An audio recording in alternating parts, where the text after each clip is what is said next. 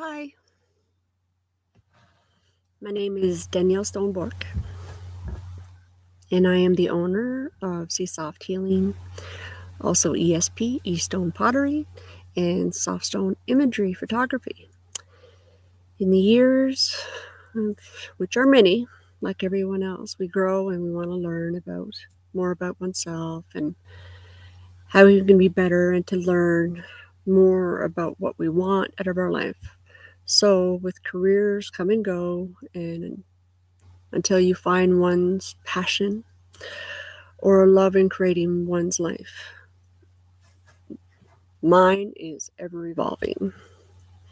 My husband of 23 years, but partner for more than 26, got me into photography, which I did more than 18 years, and which let me create my main career in Soft Healing, which I do now, is channeling intuitive messages, which people are more familiar with as psychic medium, I guess. I'm also a master energy healer, and I do clearings of homes and properties as well.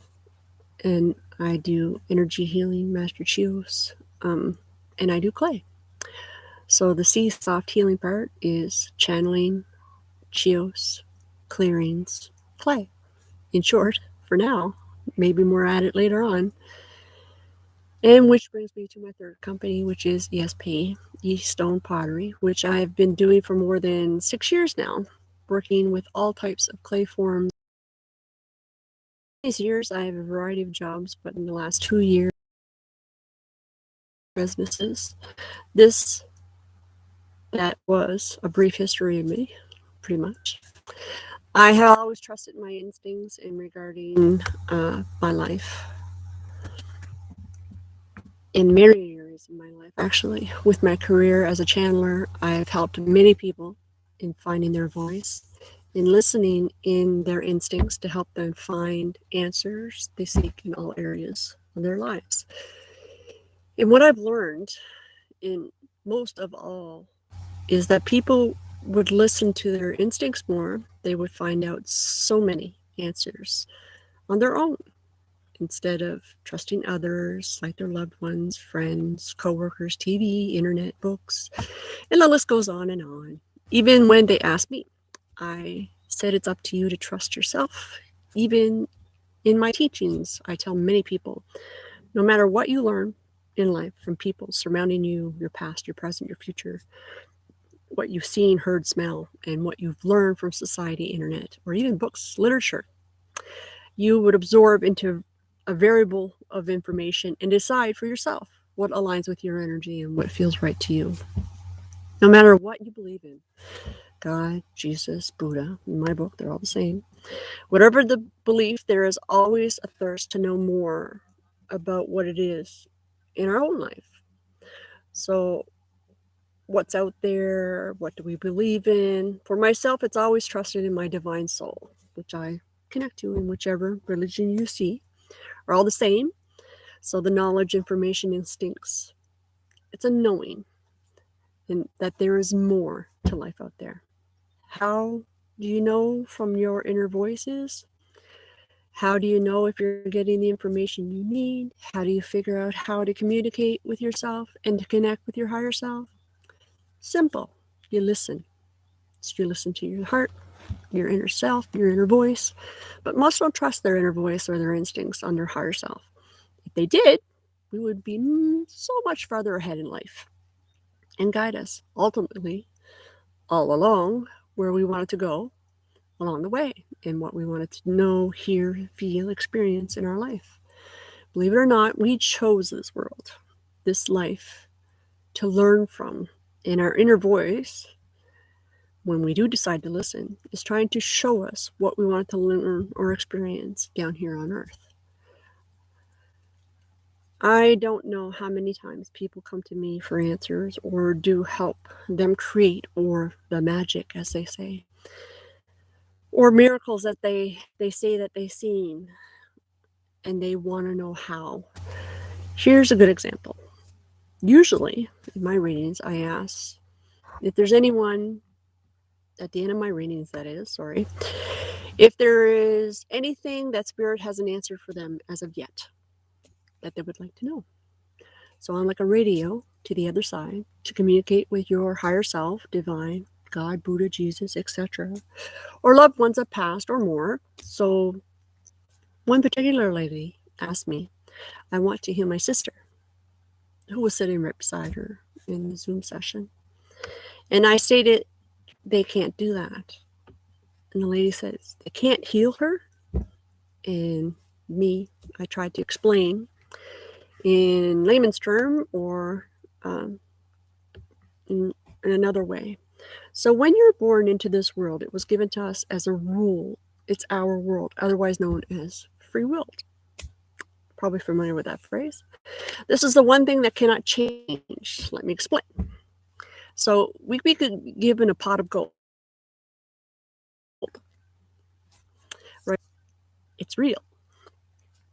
But in most cases, people think there's a catch, or they run away from it because they don't believe it's real. So Spirit, your higher self, divine, can only help you, but ultimately it's up to you to decide to take it or run away from it, because ultimately it's your life. You decide. In most cases, people don't believe it.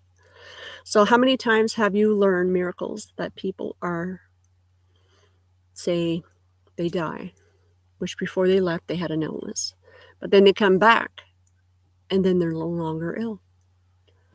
People are told, another example, by doctors, that they only have so many months to live. Months or years pass, and miraculously, they're not dead. Or they believe yet some have no illnesses that they were originally diagnosed with. It's up to you, the person, to live or die. Along with anything else in life, it's up to you. So you see, your sister would have to decide to live or to be healthy. There is nothing anyone can do. It's her life for her to choose. And if she doesn't, it's her choice. But if she decides to live, it's her choice to live how she wants to live. Happy, healthy, wealthy. So this is true with anything in life. So how do you live, and what do you want to be? Who do you want to be with, etc.? It's your control. It's your life. You choose what you want with it. I believe in my life choice, and my choice is no one else. It's as simple as that. I've always had this knowing, and I always trusted my knowing. And even when the going got rough, I always knew without a doubt that there was more. And I was trusted that they would help guide me to what I needed to know, or where I wanted to go, or what I want to be. So whatever energy, thoughts, sounds surrounding you, etc., is around you, and you don't believe in it, so what you say and you feel is what you are creating.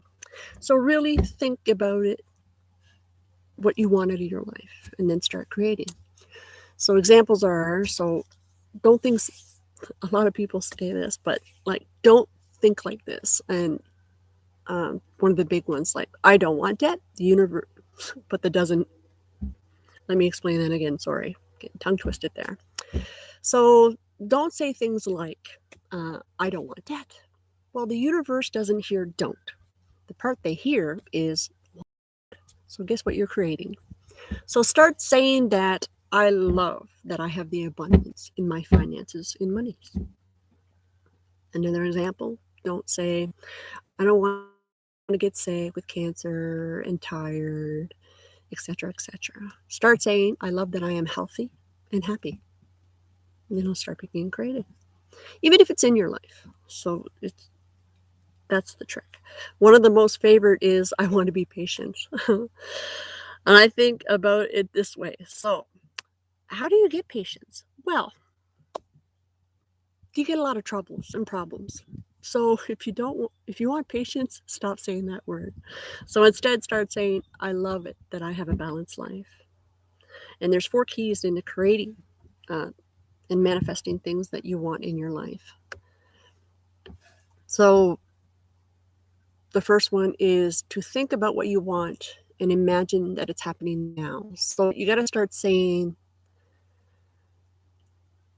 how you want to create it before you start actually saying. So start saying these choices in the present moment. So I want that job. Well, what job? So I want to work in photography and create beautiful images and have an abundance of money coming in. So start saying that. Feel the gratitude and imagine it happening right now. Even if it's not, that's key. Even if it's not, create that feeling of you creating those beautiful images and what it looks like in your mind's eye and how it feels. And then be specific in the examples. So a good example of that is like a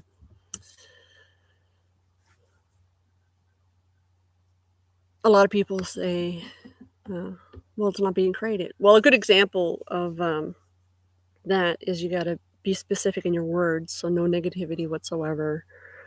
Am I going to have $100? I want $100. Well, 100 years being created for you on the front lawn there. Boom, it's right there. So you really got to be specific about what you want. I want to be a financially happy in my life, and my security for my finances is plentiful. That's a good way to be right there. So no negative words whatsoever at all. So don't say debt. Say purchases. Everybody likes purchases. So say purchases instead of debt. So don't give up. There's another one.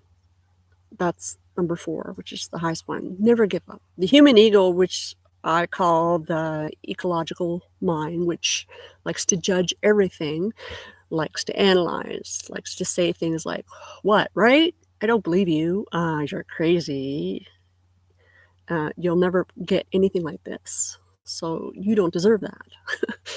So you always have to remember that spirit states that it's up to you to create your life.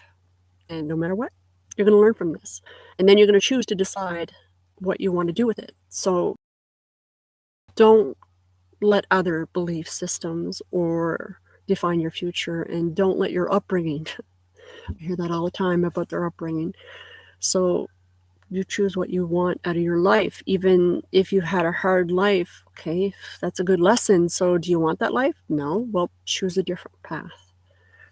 You listen to your heart and you hear that little voice inside you that wants to be heard, that wants to help you and to create your dreams. But at the end of the day, it's up to you to decide your life and what you want out of it. So what kind of life do you want? So I hope you like this, and I hope it helps you in creating what you want out of your life. Love and life. Think happiness. Love for anybody. Even if you're angry, say thank you and love your life. And what you have in it, you can control yours. You can't control anybody else's, but choose to control yours and enjoy it and love life. And choose your path. There's 2 of them. So which way do you want to go? Chat with you soon. Thanks for listening.